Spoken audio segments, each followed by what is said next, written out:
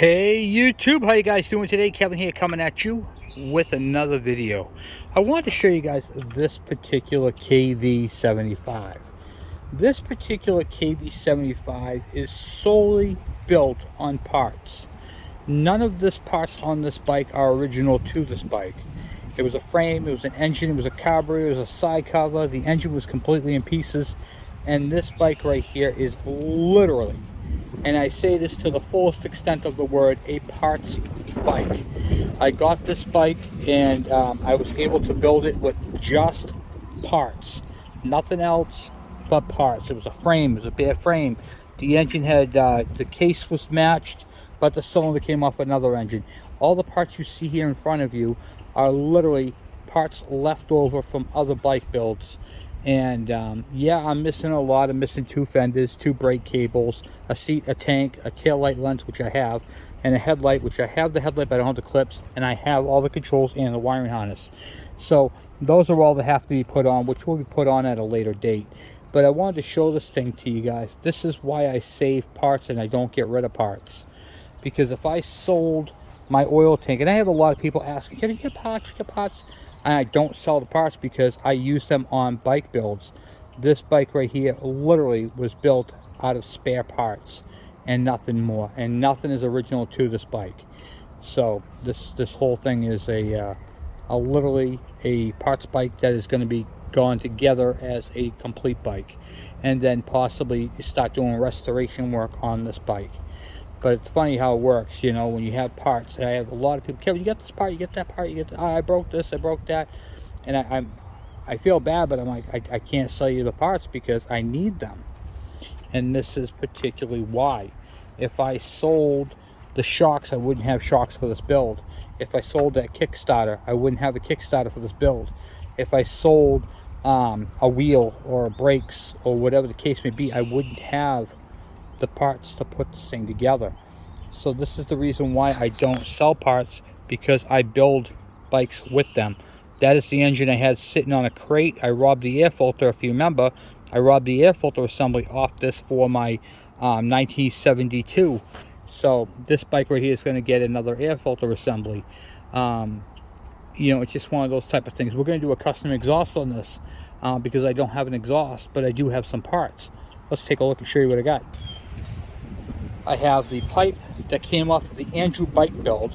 This is the pipe we cut off because, remember, we used a Suzuki exhaust system on that from a, what do you call it there, a Suzuki LT125 or a Suzuki Junior 50. So this goes up in there. I got the flange right there too. So this is the factory header pipe, but I cut the exhaust. Now you're probably asking yourself, Kevin, why did you just throw that away after you did that build? Because I happen to have,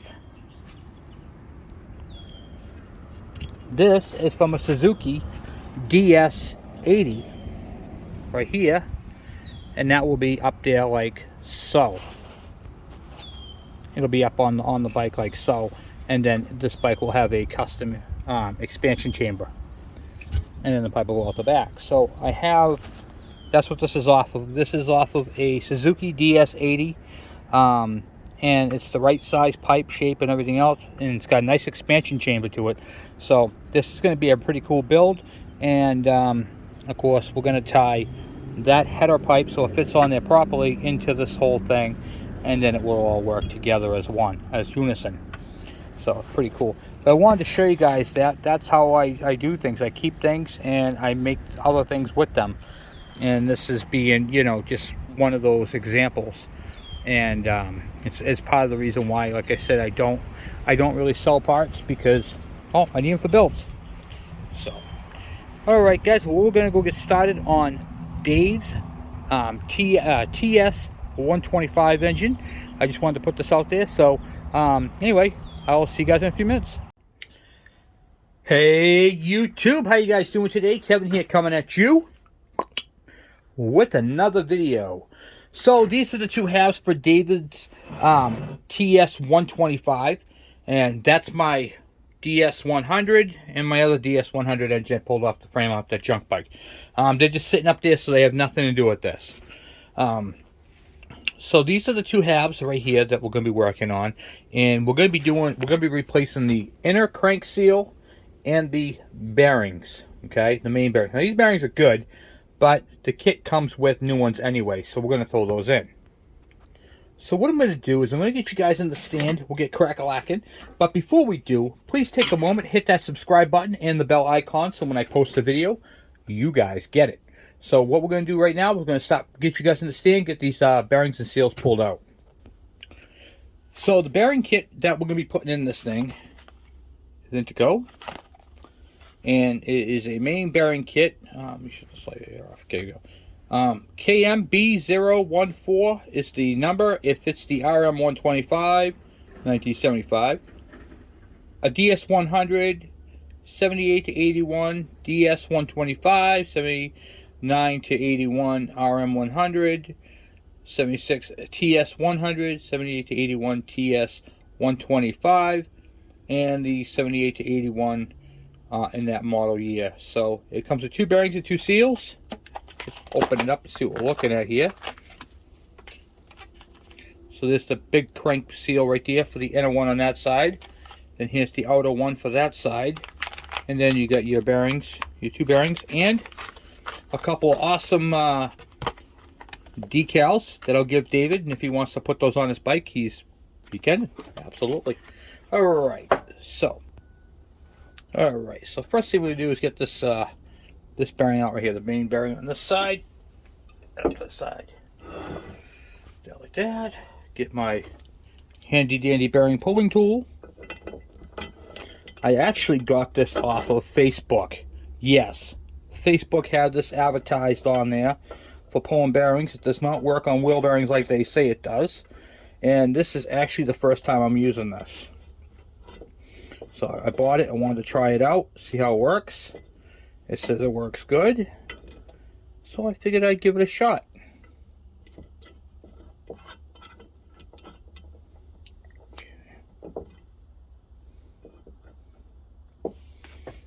Alright, we're in there, huh? Good.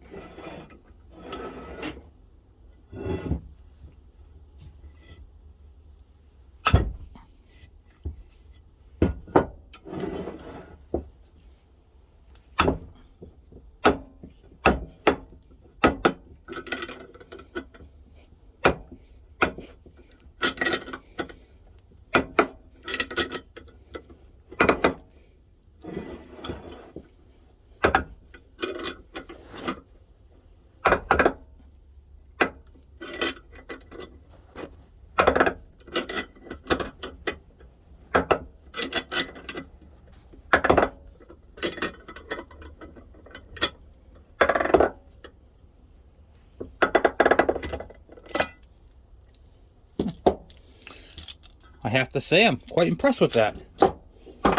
Alright, and then that seal right there. Just grab my hammer. Grab a quick punch.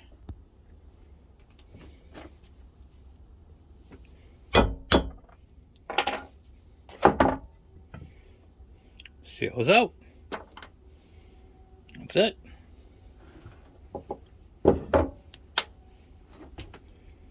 You see how hard that is, yeah. So that right there, my friend, is the crank seal, and it is definitely burnt up. Okay, there's one. We have the inner seal on this one right here. I'm going to tell you guys a little trick. Take your cell phone, take a picture of the orientation of it. I'm going to show you why. Because this seal gets installed this way right here. Okay, let me show you this. It is easy enough to accidentally put it in this way. Okay, if you put it in that way, it ain't going to work right. So it has to go in this way. Now, unfortunately, this is called an inbound seal. I do not like this seal. I think they could have done a better job if they machined it the same way the other one was and put the crank seal on the outer side. But unfortunately, it's not how it is. Now, on this one, you cannot pull the bearing this way because this is what do you call it? A step. All right. So this is actually the when you put the bearing in, it's going to go all the way up to that step. Okay, so you really can't do it any other way. Alright, let me get something to pry that out of there with. I'll be right back. Getting the inner seals out can be a little bit of a chore, unless you do it that way. Okay, so what I did was I went in here with just a flat blade screwdriver on the opening part and was able to pry it down like a fulcrum. But you can see how this, you really can't see it on here, but I can see it. There's a little bit of an oval right here, and this part right here, I can feel it's kind of crunchy. This side over here is soft, see how it moves nicely? This side's hard. So these seals were shot. Alright, we're going to try that tool again on the inner bearing. On this one right here. So let's see here, let me just... 1 crank bearing, 2 crank bearing, 3 crank bearing, 4. Alright. Oh, that just... Does that fit? Nope. Does it? Looks like it's going to have a hard time going in there, guys. It's just... Hold on. Oh, maybe it's me. Hold on. Wait a minute. I think it's me. Yep, it was me. Okay. Still getting used to this tool. Works opposite than what I'm used to. Okay, so I want to show you how this tool works. So it grabs the bearing on this part right here. Once you pull on this bearing's junk, because you never want to pull on that part. So if you plan on reusing the bearings, this is not the tool for you. Okay, now we got that part there. My Craftsman. It does not come with this Craftsman. This is an old Craftsman.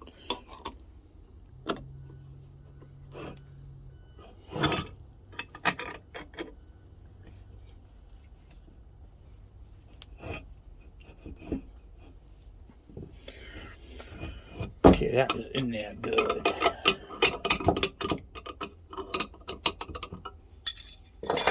Alright.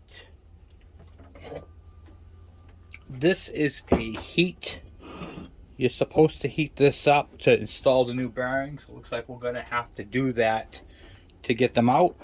So, especially where it's in there quite a ways.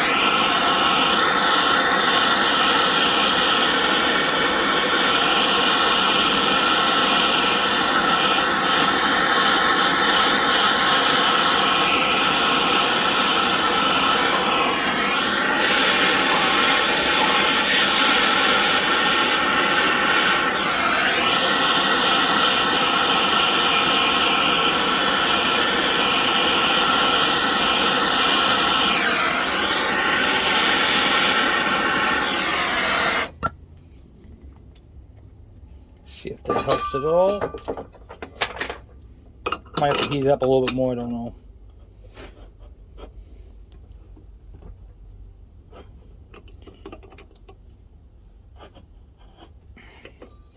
This bearing right here is always a pain in the neck. Okay.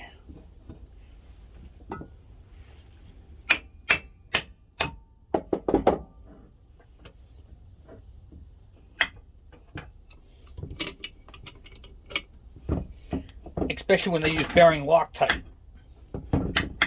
which I'll be showing you guys all that soon too.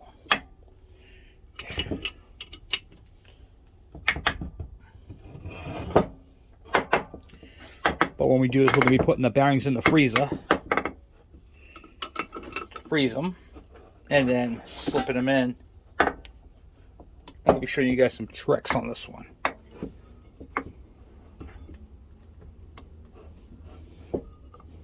But it's coming out. Okay.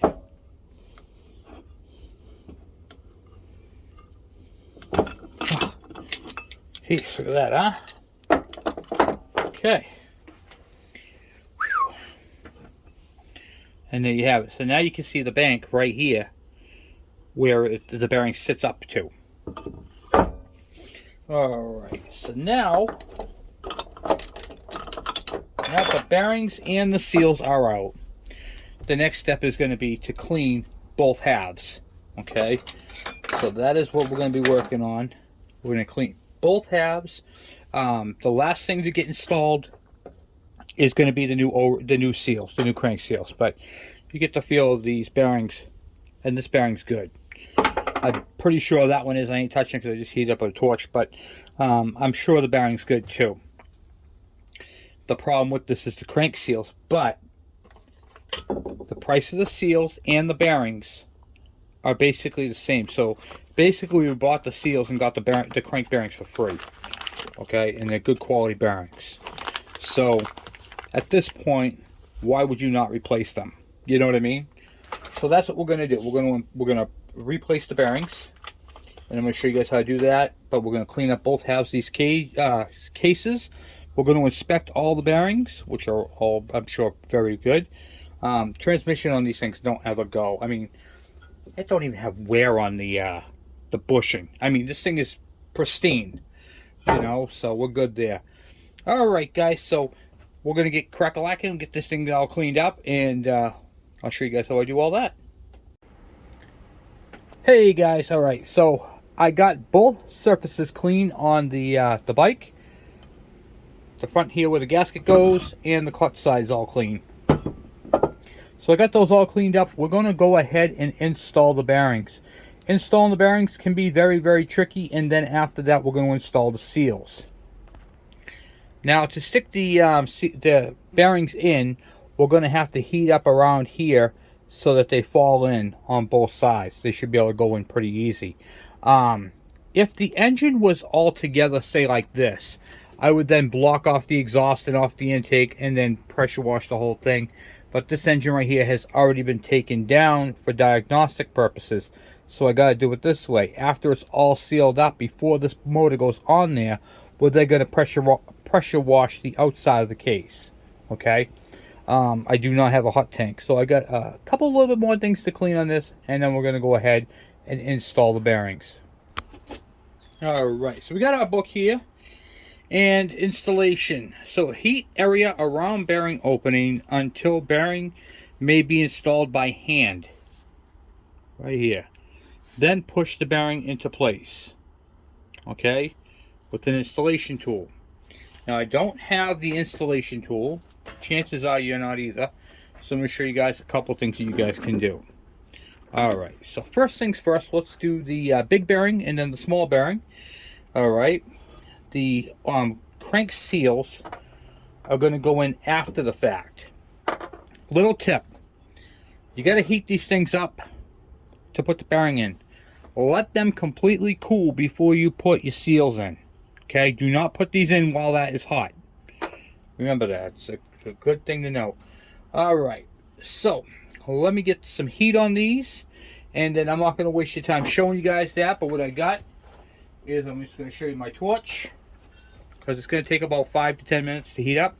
This is the torch right here. It's you can get this at Harbor Freight. It's just a blow torch, and you're just going to heat it up. So what I'm going to do is I'm going to actually chalk this up so I can get to it a little easier. Like this. And I'm just going to heat it up and around in a circle.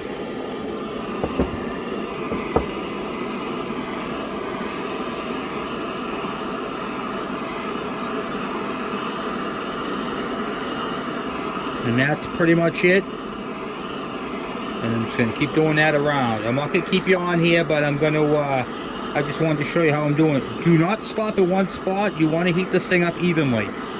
Okay? Get yourself a good torch. I'm using propane, not MAP gas. It doesn't matter. You can use MAP gas if you want. Not the end of the world if you do. And what you're doing is you're expanding the case. So the heat's going to make it expand.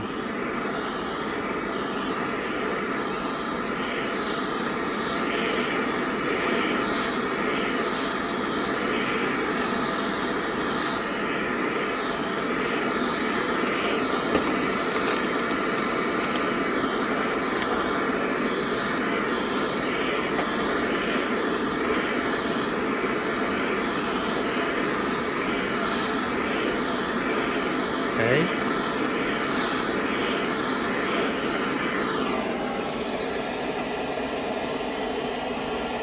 See how that goes in like that. Then what you're going to do, put that down. Buffy bearing, the old one. You should be able to just tap that in. Whoop.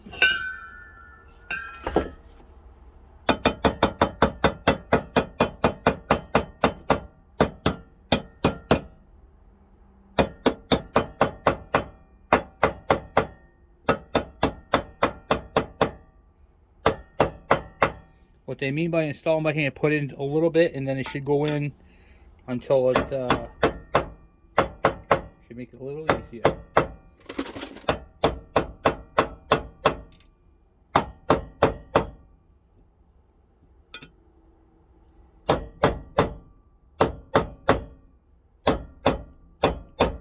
Now I'm hammering on the old bearing as a driver, okay?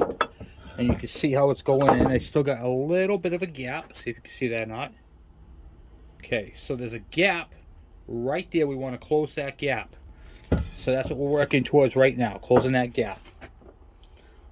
That's why you don't want to just bang, bang, drive on it.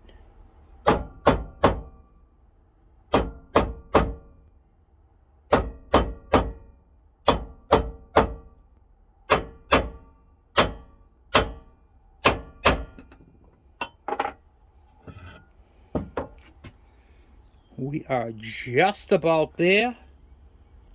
See, there's barely any gap.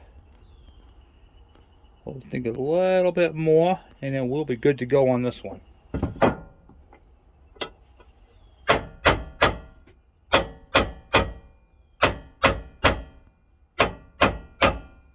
think they're just seated in. It looks good. A little bit more.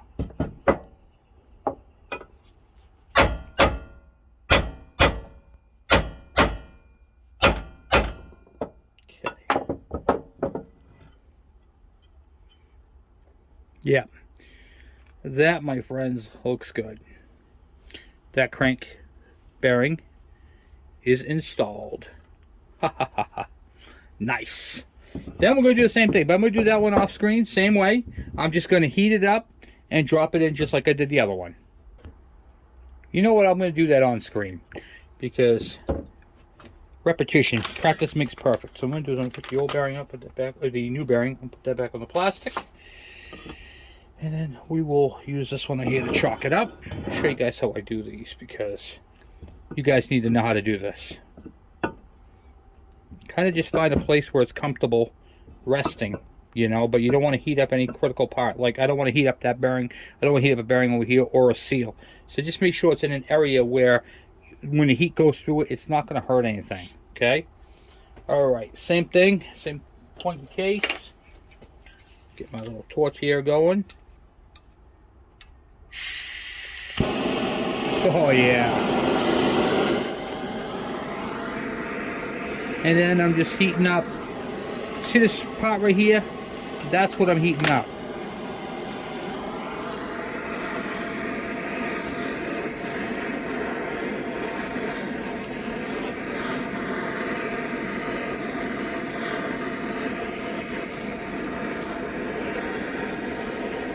And because you're going to expand the engine, so basically when the engine runs and it heats up, the bearings will come right out. But this right here is going to put them into place. And you can see, I'm going to show you guys this real quick too. You see that shoulder right there? Right there? That's where the bearing is going to sit against. So it's very important that we get that to that. The bearing to sit on that.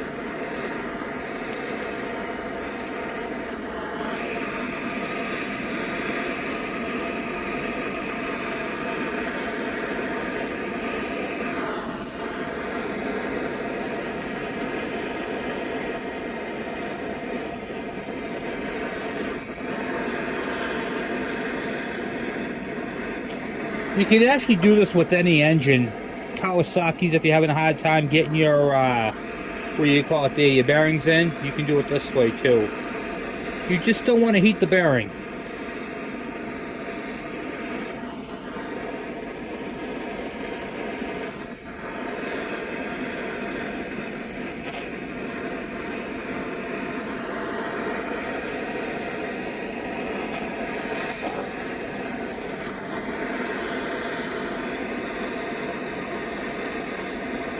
And if you get the flame at the right end, you'll see the flame start to move around the circle, like in a circle shape. That helps you when you're heating up these things. You hold it at an angle.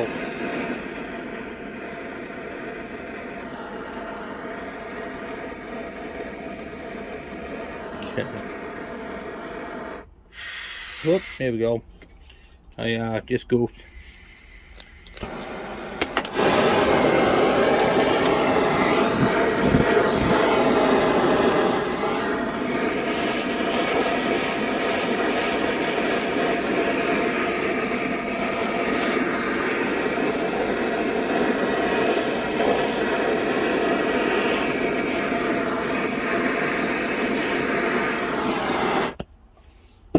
Let's try setting the bearing in now. See if that helps it. It's hot.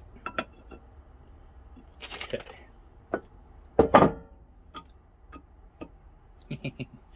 Where's the old bearing?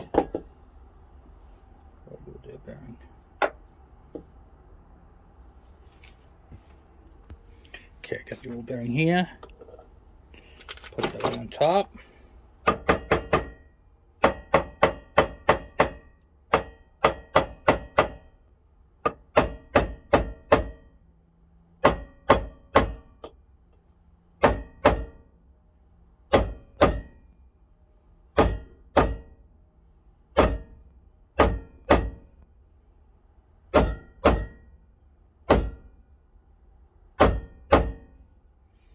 That's going in, nice and flat.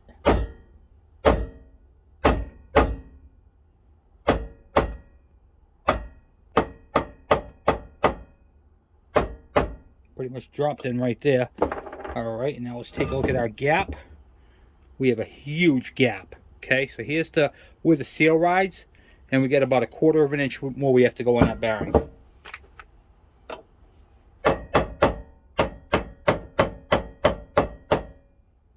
Now you got to be careful for this because you don't want to get the other bearing stuck in the same sleeve as the first bearing. So then if you do, just go to the second bearing and just pop it out. And I'll show you how to do, I'll show you guys how to do that.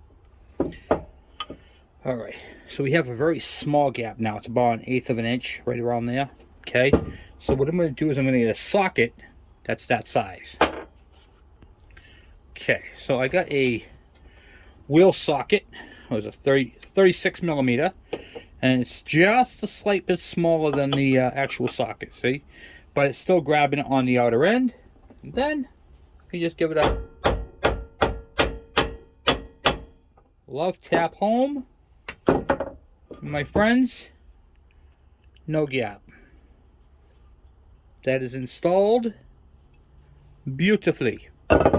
Okay, so now we have the crank bearings installed. Now these have to cool.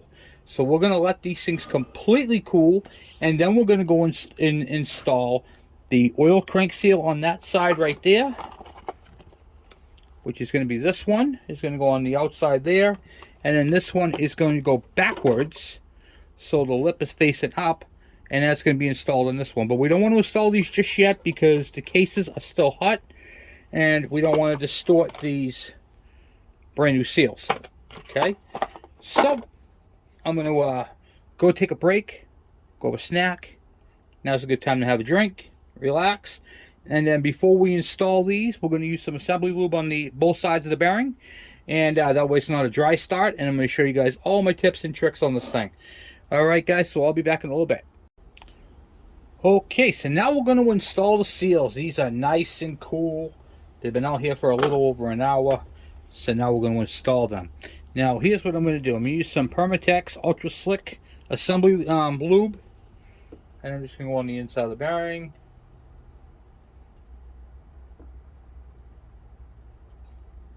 Just to give them a little bit on the inside here.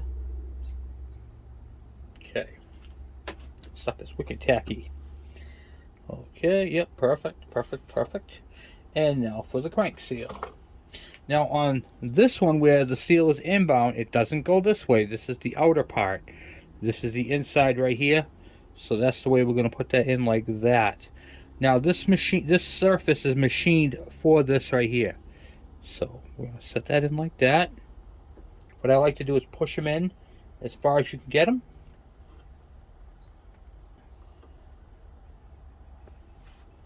Then I'm using a flat piece of a driver.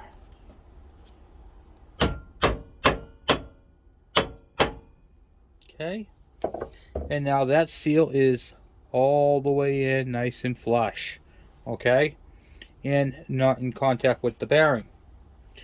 Now, I want to talk to you guys a little bit about something else, okay? When you put these in, I'm probably going to go down just a hair with it. Okay,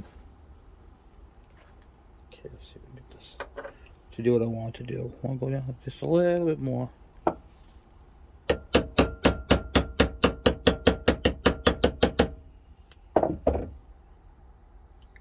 Just so it's just slightly below the surface. So hold on one second.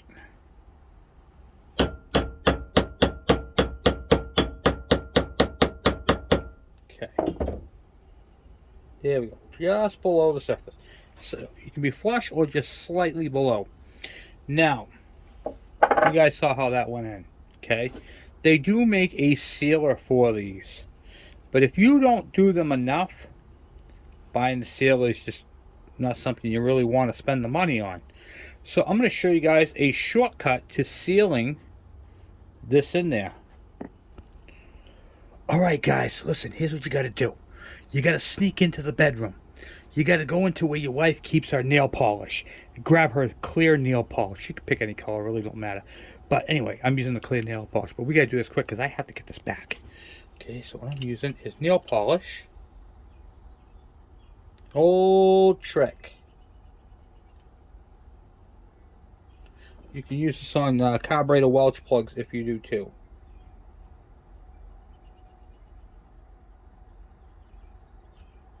Get the acrylic stuff. It hardens up. It's really, really good to use. It's easy. It's cheap. Okay.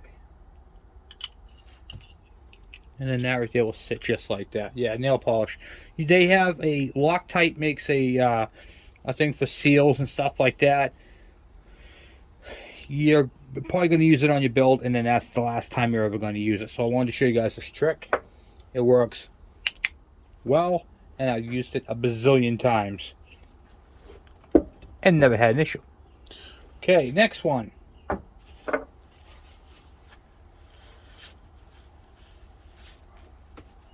Okay. Now on this one right here, you got to be a little bit more careful on, because I have to, you know, when I'm driving it down, you have these dowel pins. So make sure you got both of your dowel pins in. Just be careful when you're banging on it, okay? You don't want to be like smashing it, you know what I mean? So we're going to do the same thing with the assembly lube.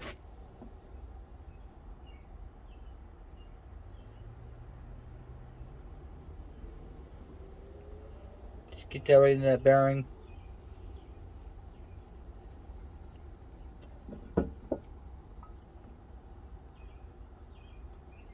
Okay, there we go, good. Good there. And then, of course, if you have any on the surface there, clean it. Okay, good. Stuff makes a mess. Alright.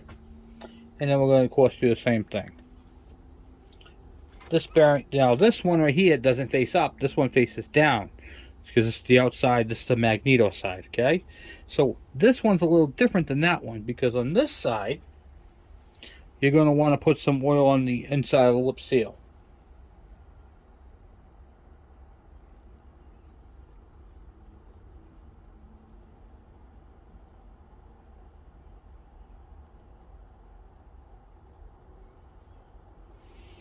Okay. Because the last thing you want is a dry seal. And then you put that on there like that. Let me grab a rag to wipe my hands.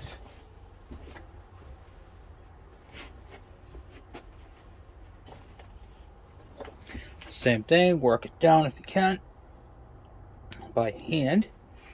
And then you want the side flush.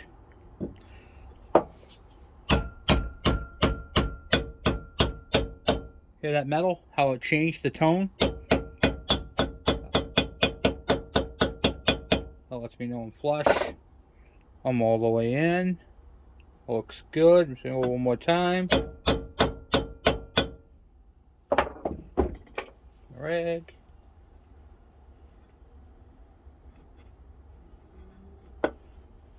That, my friends, looks good. And then you don't have to go on the outside with it, with the stuff, but I'm going to because it's going to be in the back of a magneto.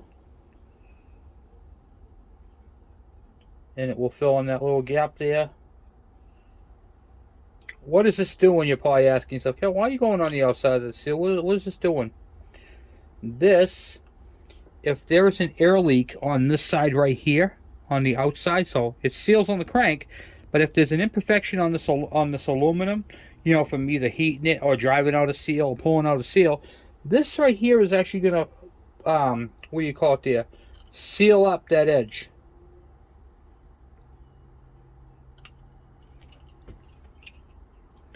And that, my friends, is 2 crank bearings and a seal. 2 crank bearings and a seal. Alright, now we have to flip this over because this is the side we're going to be assembling first, which is the bucket side of the transmission. Okay, so a couple things we want to do before we do this.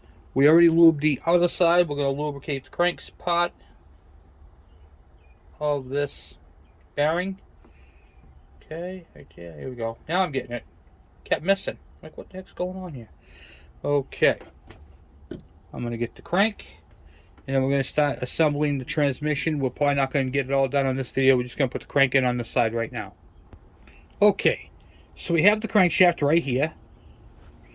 And this thing only has like 766 miles on it. And you can see how it's got some... what do you call it, their blackness embedded into the crankshaft weights. But it's all good, it moves freely, and there's no twisting up, what do you call it there, play. It's just because the thing was running lean, because of the problem that it had. So what I do is, see this part right here, the hole? I put some assembly lube in there. Do that, and then I'm going to just spin it around and hit the other side and do the same thing.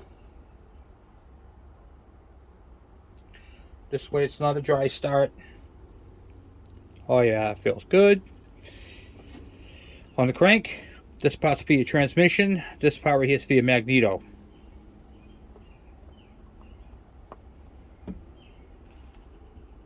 What I do is just coat it. Coat the thrust side.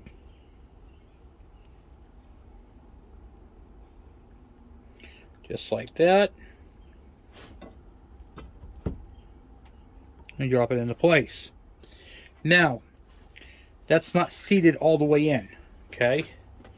I know that because I can feel it. It's probably about halfway, maybe. See the gap? Not even. There is a tool to pull it through. Okay? Now, driving on this is never a good idea. So how does one get it in there? Get it so it's nice and straight and in there. I'm going to use a brass hammer and I'm going to tap it in a circle. But I'm just going to be using gentle taps. The vibration is going to do the work. So this is going to be kind of loud, so I'm not going to do it all on screen, but I'm going to show you. I'm just using a little brass mallet.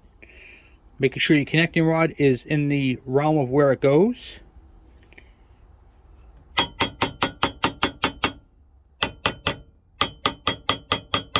Because they literally make a tool to suck it through, but nobody's got that tool. And I'm using these blocks of wood to support the engine, so I'm not banging on the actual case. It's all being held up.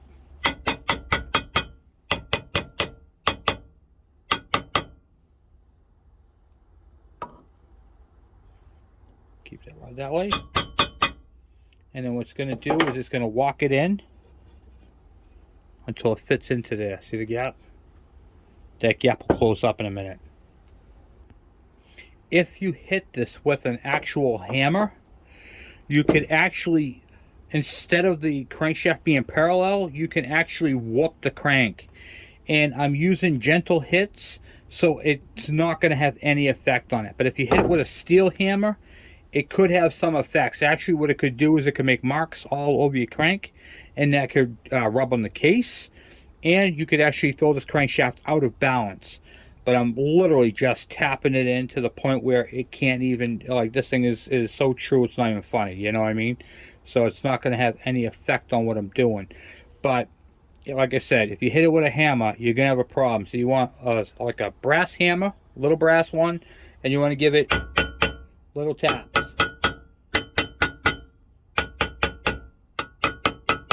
I'm not hitting it high. It sounds like I am, but I'm really not. And I got my finger on the case and I could feel it going in. And you could feel the case starting to pull itself in. So the gap is going to get smaller and smaller. Okay. So now you can see that the gap is closed up right there. And it's all the way through on the crank seal on that side. Alright, so now we're going to rotate this way. I'm going to go over this with a clean rag and just wipe everything up one more time in case I shocked any dust onto it or anything like that. Okay, so I wiped it all up. Move all the stuff out of the way. I'm going to use this right here. A little dab inside of the bushing. Same thing with the transmission bearing here. We are having a windstorm, guys. So it's wicked bad. There is a thrust washer right here. Make sure it's all clean. Okay. That is like so. And this is going to go through the bearing here, I believe. Like so. Okay. And then we have another thrust washer here. And that's going to go on to that bushing side. So what we're going to do is we're going to pull these up. Leave the thrust washer there. Kind of try to put these in together at some point, somehow. You know what I'm going to do? I'm going to cheat. I'm going to put this one in and take the gear off. Right, no. Hold on one second. Just messed up. Just messed up. Okay.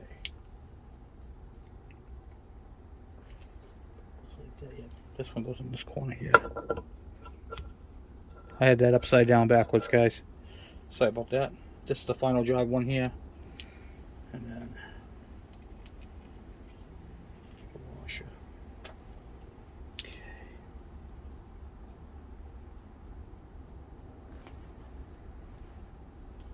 That goes through that. Putting the transmission together is the most hardest part. So I put the shafts in. Okay, they just drop right in. And now I'm trying to put the shifting forks in. You can see how that goes right there. And they ride on the grooves on this drum. So I have to make sure I get these all put into the proper spot, which is very difficult to do. Because they don't like to go into where they don't like to go into their home, I should say.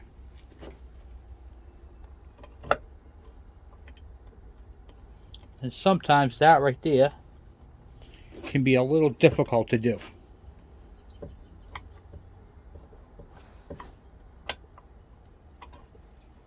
Okay. Yeah, perfect. Okay. So I got one in and one to go. One shift fork to go. And how you know that these go in this direction or this direction, see these little paws? These little paws right here will go into the grooves. So I'm going to take this pin off. I left them that way so I know which one's which. And I have a bottom shift fork that fits in. That will go into a groove.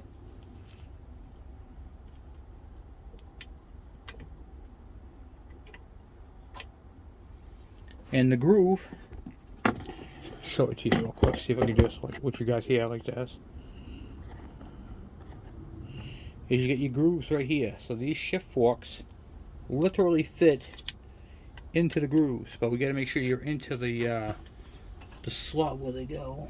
Okay, yep, here's one slot right here where it goes, and then you can see where that is not quite fitting in. There we go, like so. All right, and then what I'll do is let me shrink you guys back down, and then I got to clean my pin and put the pin in it.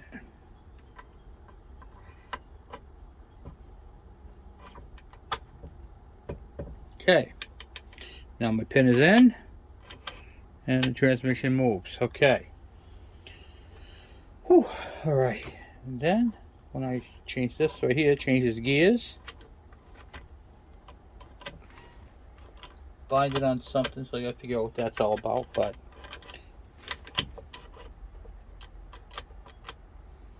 we will find that pretty quickly.